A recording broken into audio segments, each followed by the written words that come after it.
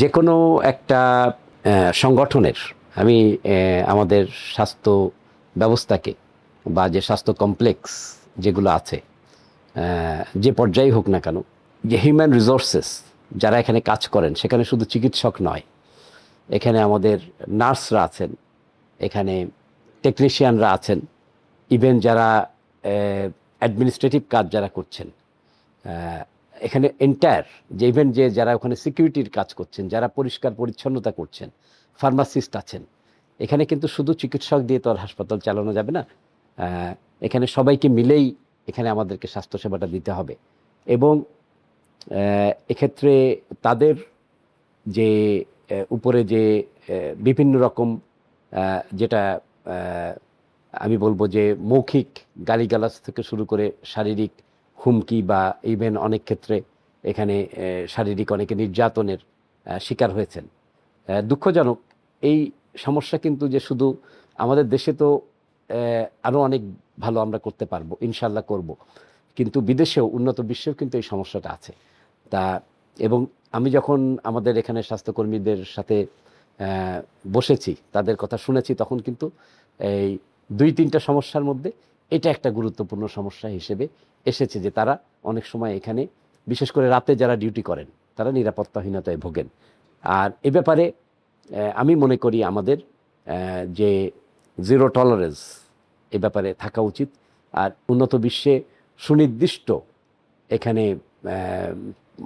এখানে পরিকল্পনা আছে বা যেটাকে তারা কিভাবে হ্যান্ডেল করেন, কিভাবে তারা এখানে যারা এখানে স্বাস্থ্যকর্মী আছেন সে যে লেভেলেরই হন না কেন, তাদেরকে যদি আমরা এখানে ওই নিরাপত্তা না দিতে পারি, তাহলে দুইটা সমস্যা। একটা হলো যে মানুষ এখানে আসতে ভালো স্টাফ, যেটাকে আমি বললাম যে কোনো সংগঠনের সবচেয়ে মূল্যবান সম্পদ কিন্তু তার জনশক্তি, এবং এই জনশক্তির মধ্যে যদি নিরাপত্তা না দেয়া যায় তাহলে কিন্তু ভালো জনশক্তি আমরা পাবো না। আর ভালো জনশক্তি যদি আমরা পাইও, তারা কিন্তু এখানে হয়তো বেশি দিন থাকবে না।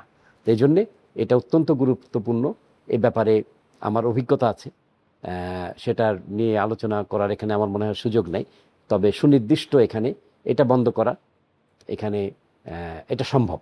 কিন্তু আমাদেরকে এটাকে আপনারা যেমন গুরুত্ব দিয়েছেন এবং ও স্বাস্থ্যকর্মী তারাও এটাকে একটা গুরুত্বপূর্ণ হিসেবে দেখেছেন, সারা দেশে এটা আমরা চেষ্টা করব। কিন্তু আমার বিশ্বাস এটা আমরা এখানে আইন শৃঙ্খলা রক্ষাকারী বাহিনীও তারা অত্যন্ত এখানে সাহায্য করার জন্যে, আমাদের এই স্বাস্থ্য কমিটিটা কিন্তু একটা পূর্ণাঙ্গ কমিটি, সেখানে সব ধরনের জনগণ সহ প্রতিনিধিত্বমূলক কমিটি। তাই এটা সম্ভব করা, কিন্তু এটার জন্য পরিকল্পনা থাকতে হবে। আর আমাদের অনেক সময় সমস্যা হয়, অনেক ভালো ভালো পরিকল্পনা করি কিন্তু সেটা বাস্তবায়িত হয় না।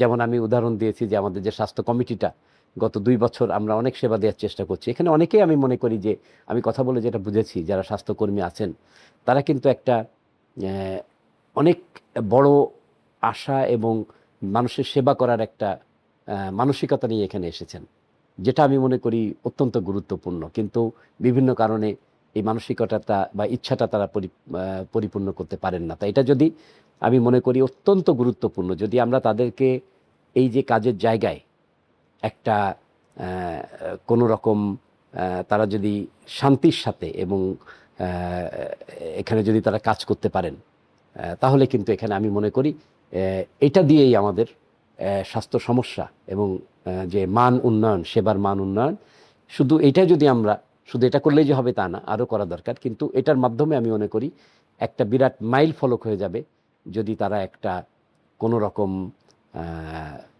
এখানে যদি স্বস্তির সাথে যদি তারা কাজ করতে পারেন এখানে।